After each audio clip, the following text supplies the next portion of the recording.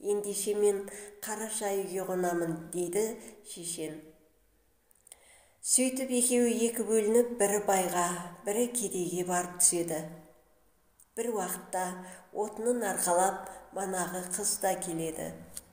Жиренше төрге жайғасқан соң, үйдегі кемпір амандықтан кейін: «Шырағым, мынау байдың үйі тұрғанда, біздің қосқа қалай түстің?» дейді. Жиренше: «Менің баспанам да осындай еді. Өз үйім тәрізді болған соң, өзімсініп түстім» дейді. Жиренше түскен үй іңір болған соң от жақты. Келін сиыр сауды. Кемпір от басында, қыз үйдің іргесінде отыр.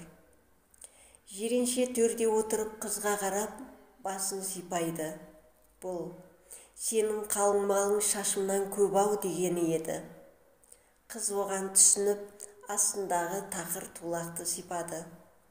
Ол теңімді тапса, тақыр кедей болса да береді деген еді. Жиренше мен қыз бірін-бірі ұнатқанын осылай ыммен ұғысады. Таң атқан соң жұрт тұрып жайланған кезде бай жиреншені шақыртып алады. Жиренше келсе, кешегі жігіт мәз-майрам болып сонда отыр екен. Амандасқаннан кейін бай: «Кешегі бір келген кісі осы ма?» дейді жігіт. Жігіт: «Иә» дейді.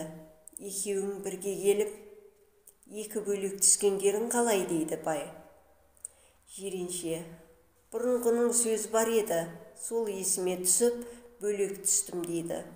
«Ол не деген сөз?» дегенде Жиренше: «Өзің білмес ісіңді білгендерден сұрап біл, өліп жатсаң наданнан, қабіріңді жырақ қыл» деген дейді.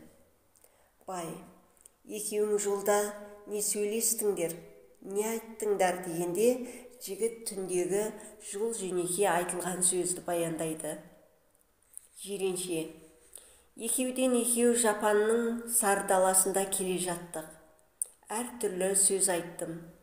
Біреуіне де жолдасым сөз қайырмады. Сонан соң мен де үндемей отырып едім. Ұйқы келді. Маужырап жүре алмадық. Ұйқыдан мезі болған соң жол қысқарталық дедім.